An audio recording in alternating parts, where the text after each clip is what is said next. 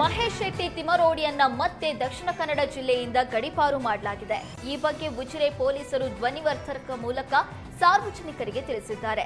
2025 December 16ರಿಂದ 2026 September 16ರವರೆಗೆ ಗಡೀಪಾರು ಮಾಡಲಾಗಿದೆ.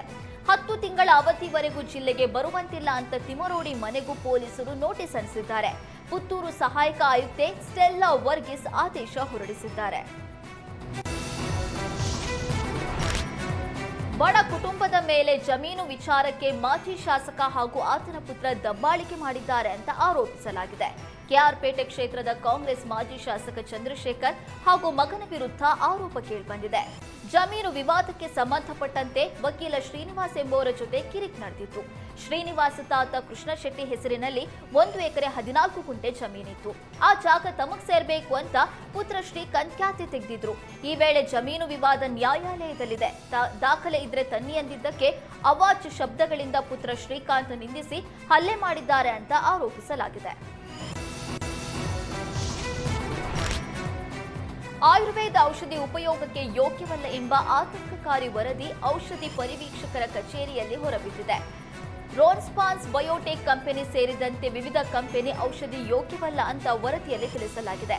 Commission ಪಡೆದು ಅಧಿಕಾರಿಗಳು ಔಷಧಿ ಪೂರೈಕೆ ಮಾಡಿಕೊಂಡಿದ್ರು. ಗದಗ, ಮೈಸೂರು ಸೇರಿದಂತೆ ವಿವಿಧೆಡೆ ಔಷಧಿ ಪೂರೈಕೆಯಾಗಿತ್ತು. ಸರ್ಕಾರಿ ಪ್ರಯೋಗಾಲಯ ಬೆಂಗಳೂರಿನಲ್ಲಿ ಪರೀಕ್ಷೆ ನಡೆದಿದ್ದು ಕೆಲ ಔಷಧಿ ದ್ರವ್ಯ ನಾಟ್ ಆಫ್ ಸ್ಟ್ಯಾಂಡರ್ಡ್ ಕ್ವಾಲಿಟಿ ಅಂತ ವರದಿಯಲ್ಲಿ ಉಲ್ಲೇಖಿಸಲಾಗಿದೆ. ಮುಂದಿನ ಆದೇಶದವರೆಗೂ ಸಾರ್ವಜನಿಕರಿಗೆ ವಿತರಿಸದಂತೆ ಸೂಚನೆ ನೀಡಲಾಗಿದೆ. ಶಿವಾಜಿನಗರ ಮಹಿಳಾ ಪೊಲೀಸ್ ಸಬ್ ಇನ್ಸ್ಪೆಕ್ಟರ್ ಮೇಲೆ ಧಮಕಿ ಹಾಕಿದ ಆರೋಪ ಕೇಳಿಬಂದಿದೆ. ದೂರು ಕೊಡೋದಕ್ಕೆ ಬಂದ್ರೆ ದೂರುದಾರರ ಮೇಲೆ ಆವಾಸ್ ಹಾಕಿದ್ದಾರೆ ಅಂತ ಮಹಿಳಾ ಆಯೋಗಕ್ಕೆ ಸಂತ್ರಸ್ತ ಮಹಿಳೆ ದೂರು ನೀಡಿದ್ದಾಳೆ. 2024 ಅಕ್ಟೋಬರ್ನಲ್ಲಿ ಮಾರ್ಷಲ್ ಜೋನ್ಸ್ ಹಾಗೂ ವೆರೋನಿಕಾ ಮದುವೆಯಾಗಿದ್ರು. ಆದರೆ ಗಂಡ ವೆರೋನಿಕಾಗೆ ವರದಕ್ಷಿಣೆ ತರುವಂತೆ ಚಿತ್ರಹಿಂಸೆ ಕೊಡ್ತಾ ಇದ್ದಂತೆ. ಈ ಬಗ್ಗೆ ಮಹಿಳೆ ಶಿವಾಜಿನಗರ ಮಹಿಳಾ ಪೊಲೀಸ್ ಠಾಣೆಯಲ್ಲಿ ದೂರು ಕೊಟ್ಟಿದ್ರು. ಎನ್ಸಿಆರ್ ದಾಖಲಿಸಿ ಇಬ್ಬರನ್ನ ಠಾಣೆಗೆ ಕರೆಸಿದ್ದಾರೆ. ಈ ವೇಳೆ ಸಬ್ ಇನ್ಸ್ಪೆಕ್ಟರ್ ರುದ್ರಗೌಡ ಮಹಿಳೆಗೆ ಆವಾಸ್ ಹಾಕಿದ್ದಾರೆ. ಇಲ್ಲಿ ನಿನಗೆ ನ್ಯಾಯ ಸಿಗಲ್ಲ, ನಿನ್ ಮೇಲೆ ಕೇಸ್ ಹಾಕಬೇಕಾಗುತ್ತೆ ಅಂತ ಧಮಕಿ ಹಾಕಿದ್ದಾರೆ ಅಂತ ಆರೋಪಿಸಲಾಗಿದೆ. ಈ ಬಗ್ಗೆ ರಾಜ್ಯ ಮಾನವ ಹಕ್ಕುಗಳ ಆಯೋಗ ಹಾಗೂ ಮಹಿಳಾ ಆಯೋಗಕ್ಕೆ ಮಹಿಳೆ ದೂರು ಕೊಟ್ಟಿದ್ದಾಳೆ.